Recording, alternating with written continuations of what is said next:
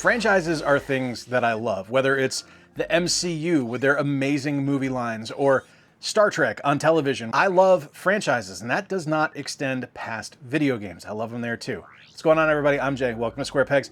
Today I am taking a look at and ranking every single game in one of my favorite franchises of all time, Ratchet and Clank.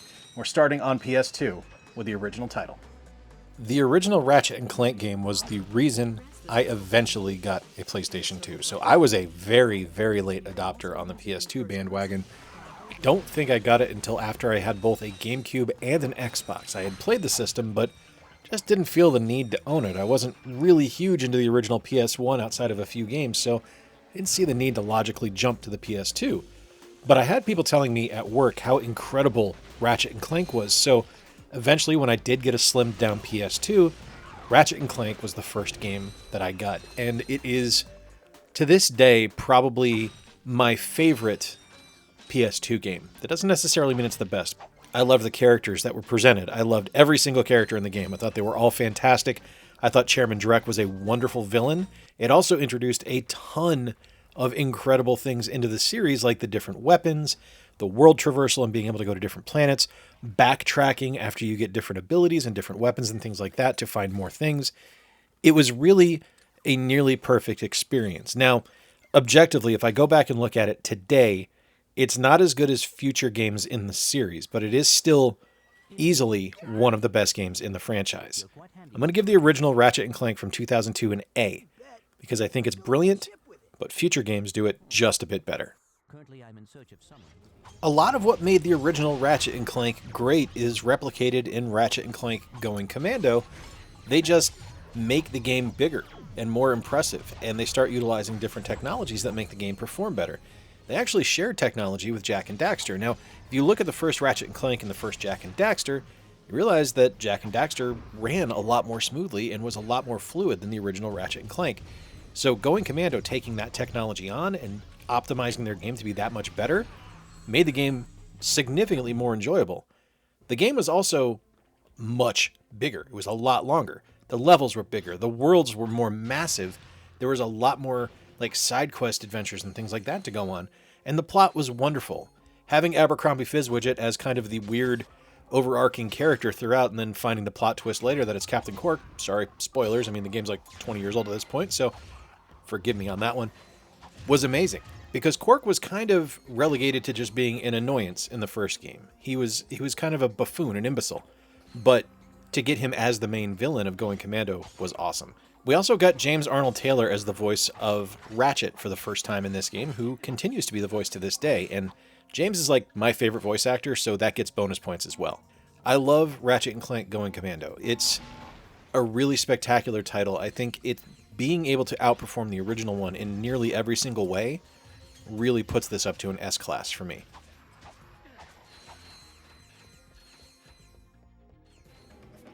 Ratchet and Clank Up Your Arsenal, I think, is the best of the PlayStation 2 entries, although it's not necessarily like leap years beyond Going Commando. It's just another solid game. There's so much to like about Ratchet and Clank Up Your Arsenal. There's amazing characters in the game, first off. Like, you get the real introduction of Dr. Nefarious as the villain who would appear the most in the Ratchet and Clank series. He's been in 5 different games if you count the 2016 retelling. He is a brilliant character played by the wonderful Armin Shimmerman, who was Quark on Star Trek Deep Space Nine. You get different armors in the game. There's some really awesome weapons in this game that I just love, that just really started to feel like kind of the real introduction of kind of the wackadoo weirdness of what we would see with future Ratchet and Clank weapons banks. It was awesome. It's also the first Ratchet and Clank game to introduce online multiplayer to the franchise. The gameplay is spectacular, the worlds are memorable. You get a bit of a Quark redemption arc in this one as you're fighting his arch nemesis, Dr. Nefarious. I just love this one. I absolutely love this one. Ratchet and Clank Up Your Arsenal gets an S. I'm really of a mixed mind on Ratchet Deadlocked, and I know this is a huge fan favorite for a lot of people, but there's just something about this game that's never really connected for me. And that's not to say it's bad, because I don't think it's a bad game. I only think there's actually like one Ratchet and Clank game that I would say, yep, that's bad. This one, though, it's just never really landed for me. It takes out a lot of the stuff that I really enjoyed about the first 3 Ratchet and Clank games by kind of taking exploration out of the equation entirely. I'm not big on arena shooters, and this one feels like them trying to shoehorn the Ratchet franchise into an arena shooter, and I don't really care about it that much. But there's a lot of things that this game did for the first time that we would see as adopted in future iterations of the Ratchet and Clank franchise. We also got some memorable characters introduced here that would be returned in future games. It's just, the game just doesn't really click for me overall as a concept. It's not my favorite. It's not to say it's bad. It's still a good game. I'm going to give it a B+. It's just one that was too far diverted from the original Ratchet and Clank games for me to really love it as much as those. Alright, let's talk about the one I was just talking about, where this is what I feel is probably the worst Ratchet and Clank video game, and this is, of course, Ratchet and Clank Size Matters. Now, this was originally a PSP game. Got ported over the PS2. This is the PS2 version, and full disclosure, never played the PSP version, never owned a PSP. But I've got this PS2 version, and it is really bad. It is a really, really bad game. It looks terrible. It runs super slow. It is not well put together. There's a lot of camera problems. There's parts where I've fallen through the geometry of the world and just kind of been stuck and had to reset. It is an unpleasant experience from top to bottom. I wanted to love this one because I thought the idea of a portable Ratchet and Clank game was really, really intriguing, but just doesn't work for me. I'm going to give Ratchet and Clank Size Matters a D. It's not an F. It boots. I can play it. It hasn't crashed on me, but it's a D. We step into the future now on the PlayStation 3 with Ratchet and Clank Future Tools of Destruction, and I actually really, really like this game. I think this was a perfect example to show off what the PlayStation 3 was capable of, because the visuals take a significant leap forward, whether it's just the character models themselves to the effects of collecting the different bolts and things like that in the game, to just the overall particle effects and lighting and everything that happens in the title is just a visual masterpiece. It's an absolutely stunning game, and I think it holds up better than some PS4 games do to this day. Really shows you what Insomniac is capable of doing. There's also some really fun stuff introduced here where, as much as I hate the 6-axis controller, and I do, I stand by that, I think it's awful, there's some neat gameplay options in here as well with the 6-axis that you actually use to control things, and I think that's pretty clever. This was also a return to form after Deadlocked, which I, as previously stated, wasn't a huge fan of, but this one I really like. There's a couple of uneven parts of this where I think it kind of loses things a little bit, so I can't give it an S, but I'm going to give Ratchet and Clank Future Tools of Destruction an A.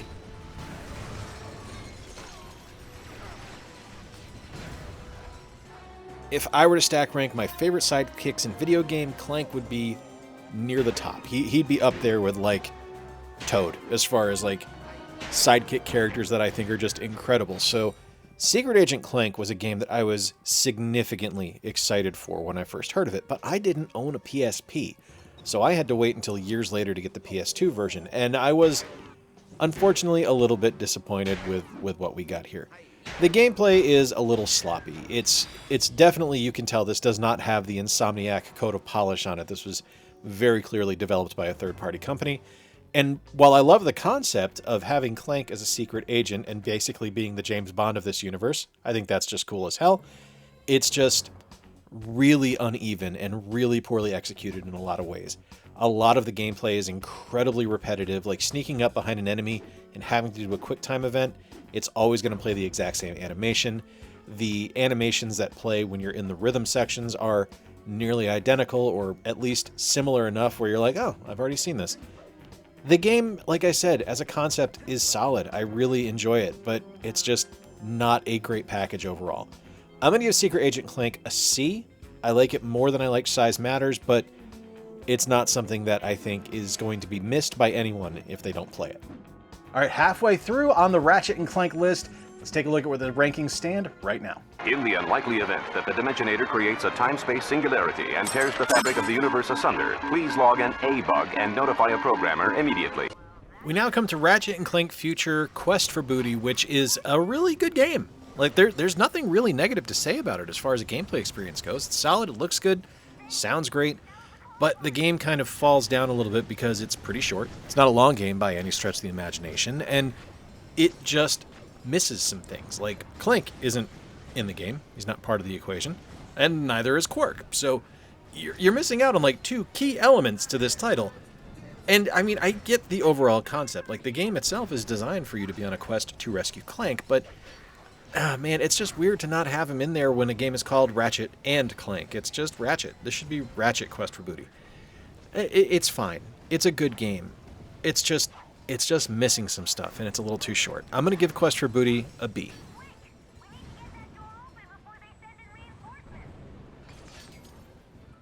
Ratchet and Clank Future: A Crack in Time is kind of the conclusion of the Future series. This is part 3 of the trilogy, and this fixes, like, legitimately every problem I had with Quest for Booty. It takes really everything and makes it better. You get Clank back as a playable character, and you get new gameplay mechanics for Clank 2, which is really cool. The visuals in the game are spectacular. The sound is wonderful. Dr. Nefarious is the main villain. Like, it's really taking everything that makes Ratchet and Clank work and just giving you more of it, which I really like. I absolutely love this title, and I think it is one of the stronger ones in the Ratchet and Clank pantheon. The gameplay itself is solid. It's really fun to play. It looks spectacular. It really takes everything that the PS3 does well and just makes it a strength and makes it an asset for the series. I've got no complaints about this one. It's not perfect. There are some areas that are just like little piddly things that kind of get to me that I wish were a little bit better, but not enough to knock it down a number of degrees. I'm going to say that A Crack in Time is an A. It's not quite an S, but it's very close. Ratchet and Clank All for One is not my kind of game. It's just not my kind of game. I don't know what to say about it. I admire the fact that Ratchet, Clank, Quark, and Dr. Nefarious are playable. I think that's pretty cool. I think it looks really good. I'm just not a multiplayer guy, and squad-based stuff ain't my thing. And this one just misses for me. Like, I don't really have any complaints about it other than it's not a kind of game I get into. Like, I don't really have anything I can point to concretely and say, this does this poorly, so I don't like this. It's just not my kind of game. Gonna give it a B-.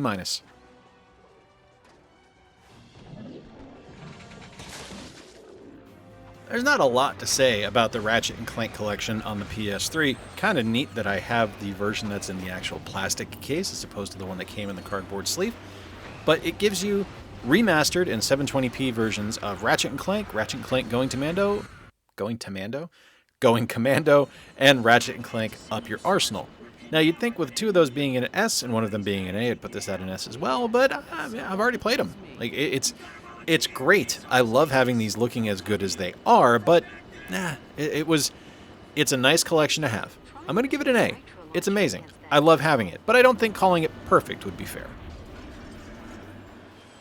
Ratchet and Clank Full Frontal Assault is about as big of a miss for gameplay styles as you could possibly have for me, because while I love Ratchet and Clank and I love Tower Defense, those were not two great tastes that taste great together. It is not enjoyable.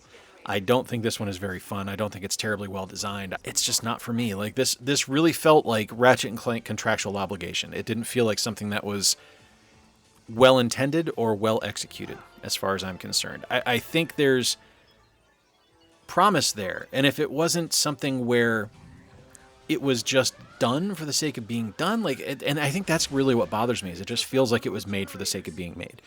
It's not my favorite in the series. It's not something I truly enjoy. I can say without hesitation, much like Size Matters, this is one that I don't think I will ever go back to. I don't put it that low because, like, the visuals and the actual, like, core competency gameplay that is set up is okay. It's just, it's not something that I enjoy from a gameplay perspective. I'm going to give Full Frontal Assault a C. It's really middle of the road for me. It's a very average title. I really feel like Ratchet and Clank Into the Nexus was a return to form for the franchise, and it was something where they leaned heavily into what made the series great. They relied on the humor. They gave you amazing weapons. They really focused on just solid core gameplay of a 3D platformer with puzzle elements and kind of a collectathon aspect of it as well. And it worked. and it's beautiful to look at. Like, this is one of the best looking PS3 games as far as I'm concerned. I think Insomniac just made something absolutely remarkable here. There are some uneven aspects of the story. There are some very slow parts, which feels a little bit out of character for Ratchet and Clank. Like, it's usually a fast-paced, kind of over-the-top story and kind of ridiculous in its nature, but it can feel a little bit slow at times. But I think it redeems itself, and I think it works really, really well overall. I don't think it's perfect. I think there's some things in the game where it just doesn't quite stick the landing. It is a little bit short, and that does play into my rating as well. So I'm going to give Into the Nexus a B. But as far as setting the stage for what's to come from the Ratchet and Clank franchise, this did it really well. One of my favorite literary devices is the unreliable narrator, and I didn't expect to have a nearly perfect example of the unreliable narrator in a flippin' Ratchet and Clank game of all things. But here we are with the Ratchet and Clank PS4 remake, and this is a retelling of the first game in the series, just told through the eyes of Captain Quark, where he narrates the story as it goes along. And yes, he is absolutely an unreliable narrator. Things are said differently than they actually happen. They are painted to make Quark a better character than he actually was, and it's just perfect. Now, it isn't perfect to the point where it's a perfect game. It's still very much a first Ratchet and Clank game in the franchise, so there are some weaknesses there that are inherent from the original game that translate over to this one, but still solid, still excellent, still an A.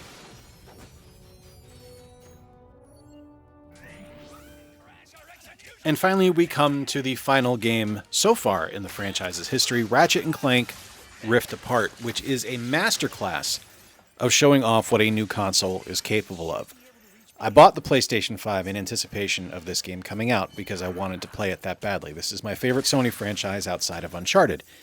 It was a game that I looked at when I saw initial screenshots of it, and I was just blown away by the visual presentation. And it's somehow not explained in those screenshots or even in video how incredible of an experience it actually is when you're handling the sticks and you're actually playing the game.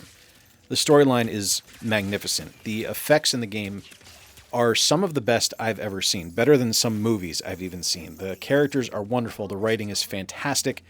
The gameplay is picture perfect. This is truly one of the single greatest video games ever made. I think this is by far the greatest Ratchet and Clank game, and it is beyond perfect. Like, this is legitimately the best game in the franchise, and something that I weigh like every other 3D platformer collectathon against, because this game is that damn good. Ratchet and Clank Rift Apart is an S+.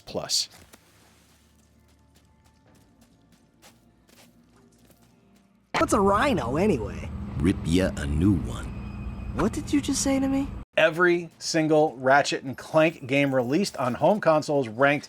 Let me know what you think about my rankings. Let me know if I was way off the mark, if you agree or you disagree. And if you enjoyed this one and you want to see me rank a specific franchise down the road, let me know in the comments down below. I'd love to hear from you.